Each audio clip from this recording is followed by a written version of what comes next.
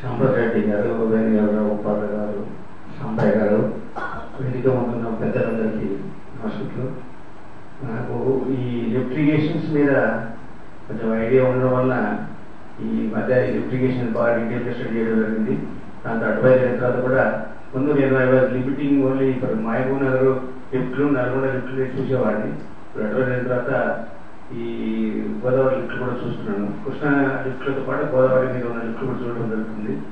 ఒక్కొక్క లిఫ్ట్ చూస్తుంటే చాలా అన్యాయం జరుగుతుంది. అసలు ఎట్లా ప్రారంభం చేశారో అనే అనుమానం కూడా వస్తుంది.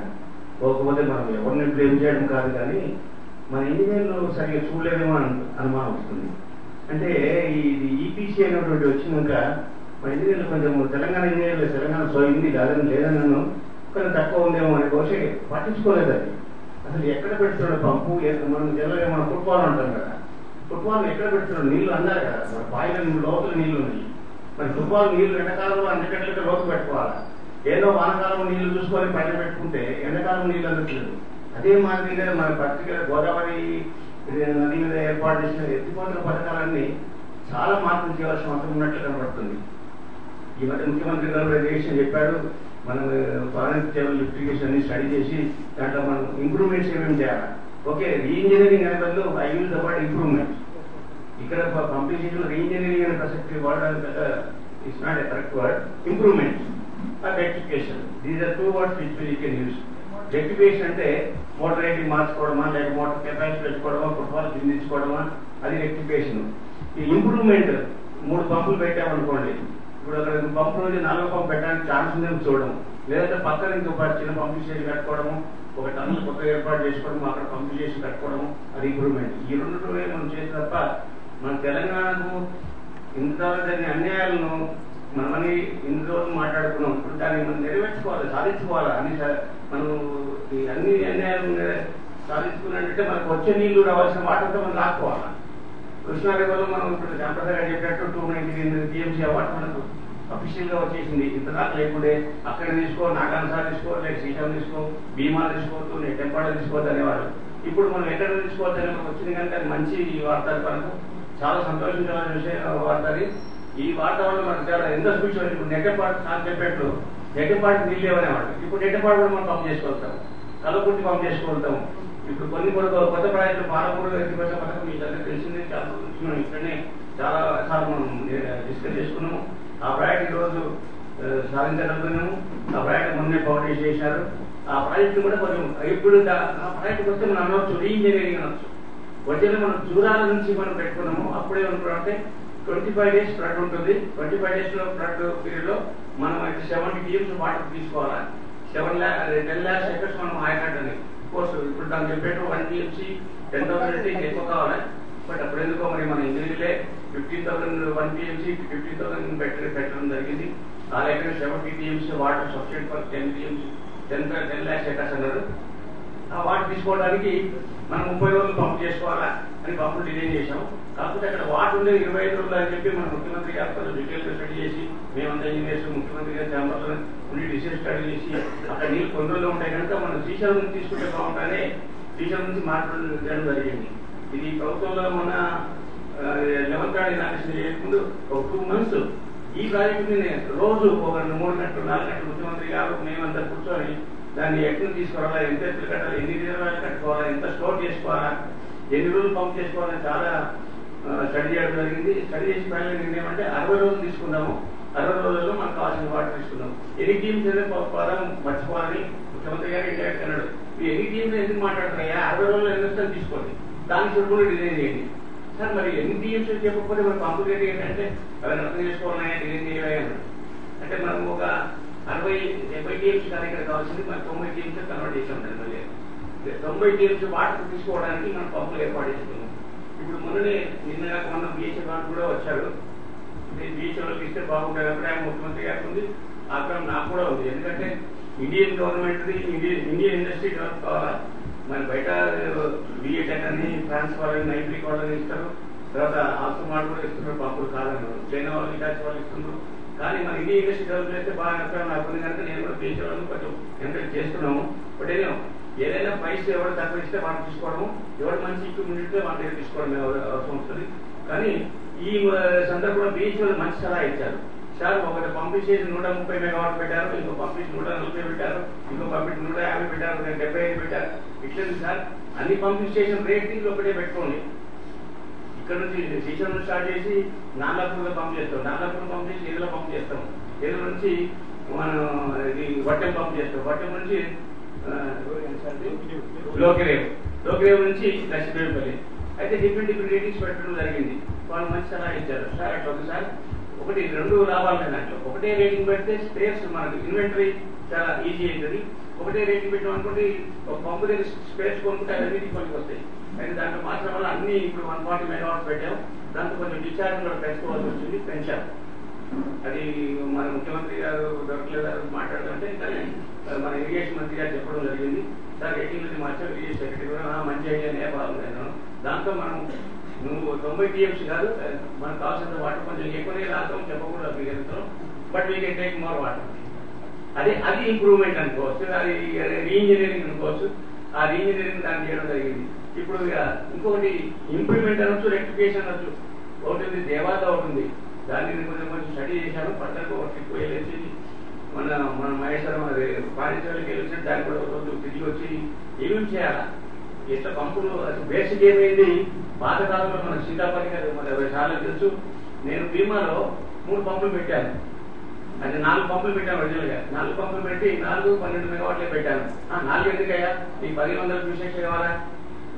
అప్పుడు మనం చెప్పింది ఎవడు వినేవాడు కాదు. అప్పుడు నర్సిరెడ్డి గారు కొట్లాడి అట్లీస్ట్ 4 కాదు 3 పెట్టించాయా, ఒకదాన్ని తయారు పొయ్యిని పెట్టుకున్నాము, 3 పెట్టిందంటే కొట్లాడి సాధించుకోడు. అదే మరి తెలిసి నాన్న కూడా 3 ప్రపోజ్ చేశాం. అనుకోకూడదు కానీ మన జానారెడ్డి గారు ఒకసారి సాంపుల్ ఇక్కడ వెళ్ళాము. సార్ అది తీసేస్తున్నాడు సార్ సీతాపతి, 3 పంపులు పెట్టాము, అది తీసేస్తున్నాడు సార్, 2 పంపులు పెడుతున్నాడు సార్, నాకు కష్టమైంది మనకంటే. ఆయన ఓకే 3 పెట్టండి, పొయ్యిని పెట్టుకోకండి, ఇంకొక కొత్త పెట్టుకోవడానికి ఛాన్స్ పెట్టుకోకండి అన్నాడు. అట్లా మనం కంట్రోల్ చేయడం జరిగింది. ప్రతి విషయంలో కంట్రోల్ చేయడం జరిగింది. కల్వకుర్తిలో స్పేర్ పంప్ పెట్టుకున్నామే, 5 పెట్టినప్పుడు ఇంకోటి పెట్టుకుంటే పెట్టుకోవడం అవసరం వస్తుందంటే కల్వకుర్తి లిఫ్టిగేషన్ పేరే కానీ కల్వకుర్తి నీళ్ళు రావు, ఒక నీళ్ళు రావు. ఇక 5 పంపులు పెట్టేటప్పుడు వచ్చేది. కాకపోతే ఇప్పుడు పాలమూరులో కవర్ అవుతుంది, దానికి సంతోషించే విషయము. అట్లా సీతాపతి ఇరిగేషన్ సెక్రటరీ ఇరిగేషన్ మరి ఇంజనీర్స్ కూడా కొంచెం గట్టిగా పోట్లాడలేదు. ఎందుకంటే వాళ్ళకి కొంచెం అడ్మినిస్ట్రేషన్ ప్రాబ్లమ్స్ ఉంటాయి. కనుక పోట్లాడడం కుదరకపోవచ్చు, పోట్లాడగలుగుతారు. కనుక మనం సాధించలేదు. ఇప్పుడు మన ప్రభుత్వం ఉంది, మన ఇంజనీర్లకు మంచి సోయి వచ్చిందని కూడా సోయింది, కానీ ఇప్పుడు ఇంప్లిమెంట్ చేయగలుగుతున్నాం, ఇప్పుడు వాడుకోగలుగుతున్నారు. ఆ పరిస్థితి మనకు అనుకూలంగా ఉంది కనుక అన్ని మనం అనుకున్నట్టు చేయగలుగుతాం. కనుక ఈ ప్రాజెక్టులన్నీ ఒక్కొక్క ప్రాజెక్టు ఒక్కొక్క టేకప్ చేసి దానికి ఉన్న నెగటివ్ ఎఫెక్ట్స్ ఏంటి, ఏం ప్రాబ్లమ్స్ ఉన్నాయి, వాటర్ కావాల్సిన వాటర్ ఎందుకు రావట్లేదు, ఇవన్నీ డిజైన్ చేసి స్టడీ చేసేసి ఇంప్రూవ్మెంట్ కొరకు స్టడీ చేద్దామని ఆలోచనలో మనము ప్రభుత్వం కూడా చాలా సీరియస్గా ఉంది ఈ విషయంలో. ఇంకొకటి ఇప్పుడు రాజులపండు సార్ చెప్పాడు, రాజులపండుకి మొన్నే ఇచ్చారు. అదే నా దగ్గర చెప్పాను. ఆయన 74,000 ఎక్కర్స్ పెట్టాడు. 74,000 7.5 ఎవడైనా చెప్పింది 7.5 ఇట్లా డిజైన్ చేయడం ముందు 8 టీమ్స్ పెట్టుకోవాలి, భూమి ఏందని 8 పెట్టాం. 8 టీమ్స్ పెట్టాం. ఆయనకి ఎవరు చెప్పాడు 15,000 ఎకరాలు అంటే 5 టీమ్స్ ఆడటం. మరి యాక్చువల్ 5 అనుకుంటుంది, 5 టీమ్స్ 5 లేదా మీరు 74 టీమ్స్ అంటే 8 టీమ్స్ పెట్టండి, 80,000 ఎకర్స్ అనండి. మేము చూపించాము ఒకసారి. నేను వేరే పని మీద అక్కడ చూస్తే కూడా అక్కడ ఉంది, ఆయకట్టు ఉంది, ఆ కొండ ఎంత ఉంది, ఆయకట్టు ఉంది, చాలా ఆయకట్టు ఉంది. కాబట్టి కింద రివర్ ఎంబడి వాడుతుంది కనుక అది చూస్తే బయట పుట్టలేదు. మనం పెద్ద రిజర్వ్ చేసుకోవచ్చు, దాని కాస్ట్ ఎక్కువైతే సార్ కాస్ట్ చూడాలి, పెద్ద ఆయన చెప్పుకోవచ్చు, ముందు పెట్టండి, పెట్టించాము, ఆయన పెట్టడం చూడాలి. ఇంకోటి ఇప్పుడు ప్రాణి చర్యల్లో ఏం జరిగిందంటే, ఇప్పుడు అందరు తెలిసి అక్కడెక్కడ తీసుకొస్తామన్నారు. మరి అది సార్ కూడా రాసిన పేపర్లో న్యూస్ పేపర్లో వచ్చింది. బట్ నాకంత డీటెయిల్స్ తెలియదు. కాబట్టి మన ముఖ్యమంత్రి గారు చెప్పినటువంటి కాళేశ్వరం దగ్గర నీరు తీసుకుంటే ఎక్కువ రోజులు ఉంటాయో అక్కడ నుంచి పంపింగ్ రేట్ కూడా అయిపోతుంది. ఆదిలాబాద్ కావాల్సింది అక్కడ ముందు ప్రపోజల్స్ పాయింట్ నుంచి ఇచ్చేసి 1 lakh acres అక్కడ వాడుకోవచ్చు. ఇక్కడ కాళేశ్వరం తీసుకొని మిడ్మానేరు, ఎల్లంపల్లి తీసుకొని హైదరాబాద్ తీసుకురావచ్చు, పామర పడితే తరకపల్లి అని వాటికి ఇవ్వచ్చు. ఆ దాంట్లో నేను తీసుకొచ్చాను, ఎన్ని తీసుకున్నాను. రేటింగ్ చాలా అరుగులే పెట్టాను. ఎందుకు పెట్టానో తెలుసు. ఇప్పుడు యాక్చువల్గా మన రిక్వైర్మెంట్ ఏంటంటే మనం ఫుట్బాల్ లెవెల్ అంటాం మనం. అది యాక్చువల్గా నా లెక్క ప్రకారం 56 మీటర్లు వస్తే 35 మీటర్లు పెట్టారు. ఇది ఎట్లా రెక్టిఫై చేయాలో ఆలోచిస్తున్నాను. యాక్చువల్గా నా లెక్క ప్రకారం అంటే మనం ఆల్రెడీ నాకు ఎక్స్పీరియన్స్ ఏంటంటే కలవకుర్తి రిటర్న్ పాటు బీమా చేసాం. ఏఎంఆర్పీ ఫస్ట్ పంపింగ్ చేసాం మనం పెట్టింది. దాంట్లో ఏమైంది, మన ఫుట్బాల్ 144 పెట్టాము. సెంట్రల్ అంటే ఫుట్బాల్ పాట 144 డిజైన్లో ఉండేది. ఎందుకు మేమిద్దరం మాట్లాడుతూ సాంప్రదాయం అక్కడ మాట్లాడుతూ ఎందుకని మంచిగా కొంచెం ఇది పెడుతున్నామని ఆయన ఎవరు శివరామకృష్ణ గారు ఆయన బైక్ పెడితే ఆయనకి ఎవరికి తెలియకుండా ఆ డ్రీమ్ అక్కడ దాని పేరు ఎలిమినేటెడ్ ప్రాజెక్ట్ అని, ఎలిమినేటెడ్ మాలినేటెడ్ ప్రాజెక్ట్ అని పేరు పెట్టారు.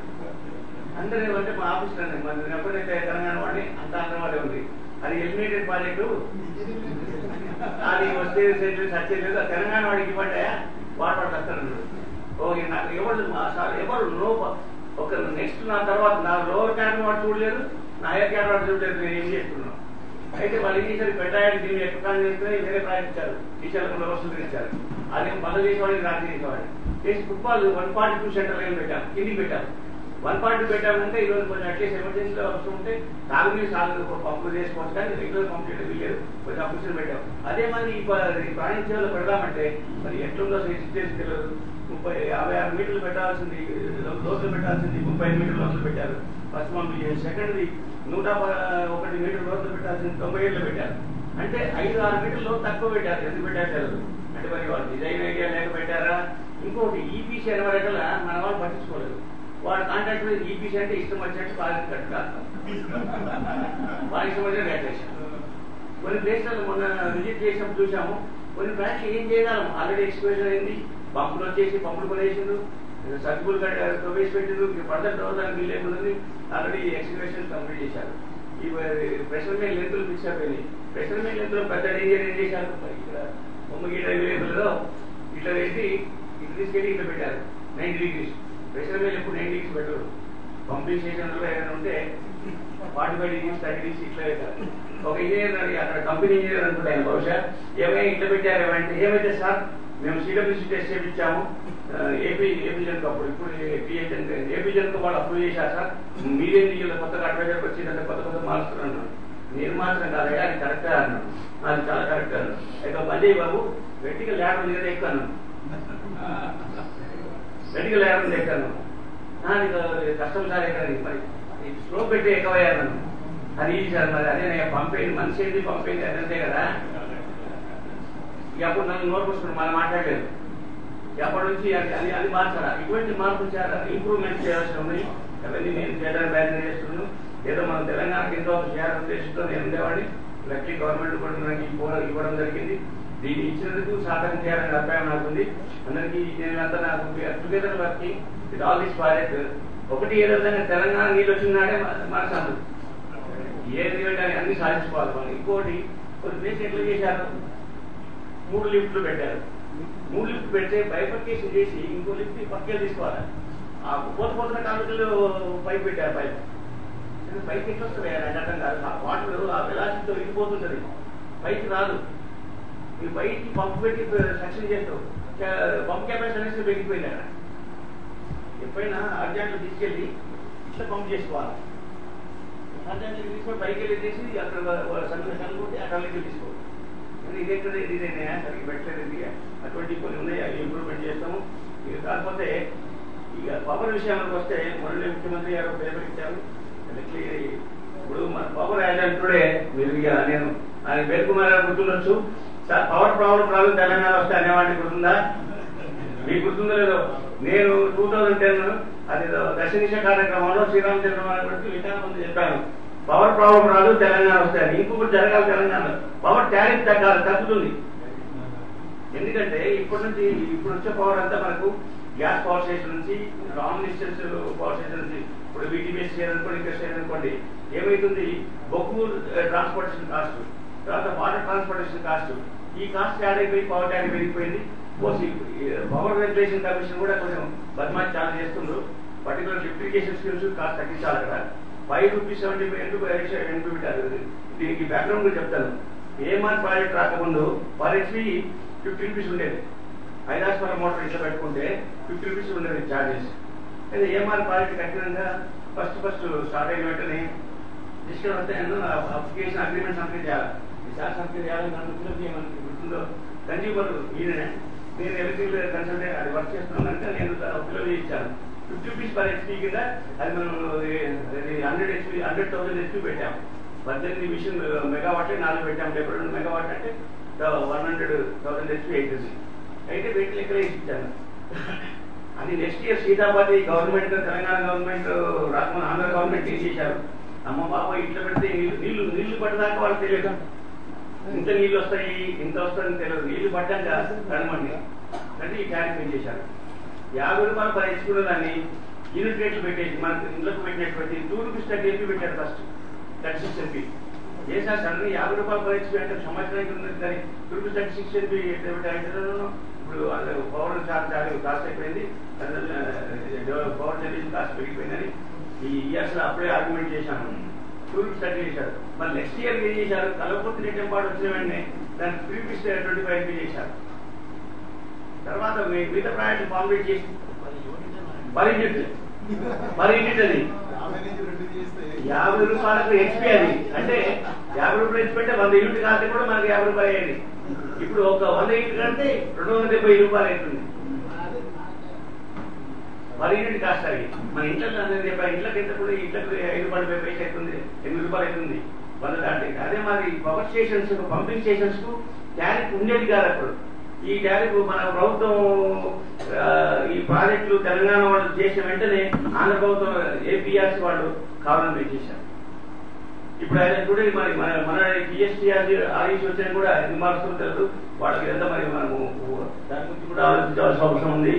పవర్ ట్యారిఫ్ పంపింగ్ స్టేషన్ తగ్గించాలయా, ఏమైతుంది ఈ పవర్ ట్యారిఫ్ పెంచుకొని తర్వాత ట్రాన్స్మిషన్ కాస్ట్ పెంచుకొని అన్నెసరీ ఎస్టిమేట్లు బూస్టప్ చేసి పర్ ఏకర్ కాస్ట్ పెరిగిపోతుంది. మరి ఏమైతుంది, ఎలక్ట్రిఫికేషన్ స్కీమ్స్ నాట్ వయబుల్, ఉపయోగం లేవు, చాలా కాస్ట్ అవుతుంది అని ప్రచారం మొదలు పెట్టడానికి చేసిన స్కీమే ఇంకా మనం ఇంకా ఫాలో అవుతున్నాము. ఇది ఒక రోజు తగ్గిపోతుందనే ఆలోచన ఉంది.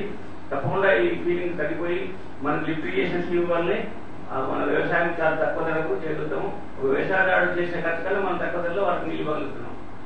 ఇవన్నీ చేసుకుంటే తప్ప ఈ పవర్ జనరేషన్ వస్తే మనకున్నది ఈనాడు 4,500 మెగావాట్స్ పవర్ జనరేషన్ మన స్టేట్ లో ఉన్నది, తెలంగాణ స్టేట్ లో. ఇంకో విషయం కూడా మీకు చెప్పాలా అంటే మరి పెద్దవాళ్ళ ఆనాడు విభేదించాను తోటి. నేను మనకు అది మంత్రులతో కమిటీ ఇచ్చాను కదా సార్, కమిటీకి మన రికమెండేషన్స్ ఇవ్వాలి కదా. మనం ఏమంటున్నామని గ్రూప్ ఆఫ్ మినిస్టర్స్ జీవోఎం వాళ్ళకి ఇవ్వాలంటే నేనేమో సలహా ఇచ్చానంటే ఎవరు స్టేషన్ లో వాళ్ళకి సార్ అట్లా చేస్తారండి. ఓ స్టేషన్ మన దగ్గర ఉన్నంత మనకు ఒప్పుకుంటారు వాళ్ళు, అదులు ఒప్పుకుంటారంటే. ఒకసారి స్ట్రైక్ జరిగింది, ఆంధ్ర ఎంప్లాయీస్ స్ట్రైక్ చేశారు. ఆంధ్ర ఎంప్లాయీస్ స్ట్రైక్ చేసినప్పుడు ఎలక్ట్రిసిటీ ఎంప్లాయీస్ స్ట్రైక్ చేసినప్పుడు ఏం చేశారు, వాళ్ళ ప్రాజెక్టులు ఆయన ఆపుకున్నారు, వాళ్ళే డిక్లేర్ చేశారు ఈ ప్రాజెక్టులు మీది, ఈ ప్రాజెక్టులు మాది. అప్పుడు కానీ మన వాళ్ళు కన్విన్స్ కావాలని చెప్పిన విషయాన్ని. ఏమైంది, మన ప్రాజెక్టులు మనకు వచ్చి మన ఏరియాలో ఉన్న ప్రాజెక్టులు మనవి, వాళ్ళ ఏరియాలో ప్రాజెక్టులు వాళ్ళవి. ఇప్పుడు దానికి ఇంకొకటి కూడా నేను ఇంకో సలహా ఇచ్చాను, బట్ అది ఇంకా ఇంప్లిమెంట్ కావట్లేదు. ఇప్పుడు చాలా మంది ఇంకా ఇప్పుడు రియలైజ్ అవుతున్నారు.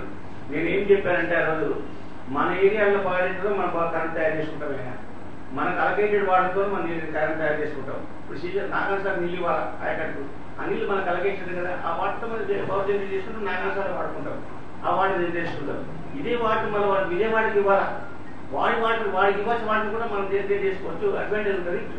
మన కరెంట్ మన ప్రాంతాలు తయారు చేసి మన పవర్ స్టేషన్ తయారైన కరెంట్ మనం వాడుకుందాము, వాడి పవర్ స్టేషన్ కరెంట్ వాడిని వాడుకోమన్నాము. అంటే కొంచెం చాలా తక్కువ ఉందండి, వాళ్ళకంటే ఎక్కువ ఉందే ఏమైనా ఈరోజు కష్టం ఉంది కానీ రేపు మనకు చాలా నష్టం జరుగుతుంది దీంతో అని చెప్తే కూడా చాలా మంది వెళ్ళలేదు. ఇప్పుడు కొంచెం ఆలోచనకు వచ్చారు. నేనేమన్నా మరి సరిపోదు కదా, సరిపోకపోతే అడగమంటే ఇప్పుడు క్యాపిటల్ ఆంధ్రప్రదేశ్ క్యాపిటల్ హైదరాబాద్ తెలంగాణకు ఉంది కనుక వాడికి 3,000 కోట్లు 35,000 కోట్లు ఇస్తాడు క్యాపిటల్ వరకు. అదే మరి పవర్ వరకు మన పవర్ ప్రాజెక్ట్స్ అంటే 4,000 మెగావాట్ల ప్రాజెక్ట్ మనకి ఇచ్చారు. కాకపోతే ఈ కంబైన్డ్ క్యాపిటల్ ఉన్న రోజులు ఈ తెలంగాణలో ఆంధ్ర వాళ్ళు ఉంటారు కనుక total 2,000 megawatts Hyderabad power connection కనుక 2,000 మెగావాట్స్ సెంట్రల్ గవర్నమెంట్ ఇవ్వండి, ఇచ్చేసి వాళ్ళు వెళ్ళిపోయిన తర్వాత 10 ఏళ్ళ తర్వాత మనం అది ఇవ్వకుండా పర్లేదు మా ప్రాజెక్ట్ మాకు వచ్చేస్తాను. బట్ అది ఇప్పుడు కొంచెం ఆలోచన వచ్చింది, మన ముఖ్యమంత్రి కూడా అలా వెళ్ళి ఆలోచిస్తాడు. అది కూడా వస్తే మన పవర్ ప్రాబ్లం కూడా సాల్వ్ అవుతుంది. ఇప్పుడు మొన్న ముఖ్యమంత్రి కూడా ఇంకోటి చెప్పాడంటే ఇప్పుడు కొత్తగూడెంలో కేటీపీపీ అంటాం 600 మెగావాట్ల పవర్ స్టేషన్ ఒకటి వస్తుంది, జనరేటింగ్ స్టేషన్ వస్తుంది. 2005 ఎండ్ వరకల్లా మనకు 7,300 మెగావాట్ పవర్ వస్తుంది. ఇప్పుడు లిఫ్ట్ ఇరిగేషన్ స్కీమ్ పవర్ అంటే ఈ లిఫ్ట్ ఇరిగేషన్ స్కీమ్స్ అన్ని వర్షాకాలం తిరగడానికి ప్రపోజ్ చేశాం. వర్షాకాలంలో ఇప్పుడు సాధారణ 30 రోజులు పంప్ చేయడానికి కూడా ప్లాన్ పెట్టాం కొన్నింటికి. కొన్ని మన వర్షాకాలంలో 60 రోజులు మనకు పవర్ అవైలబిలిటీ ఉంటుంది. కాబట్టి ఈ ఆల్రెడీ పెట్టిన పంపింగ్ స్టేషన్స్ అవి తీసేసి కొత్త పెట్టడం కుదరదు. కాబట్టి పక్కన ఇంకో పంపింగ్ స్టేషన్ కట్టుకోవచ్చు.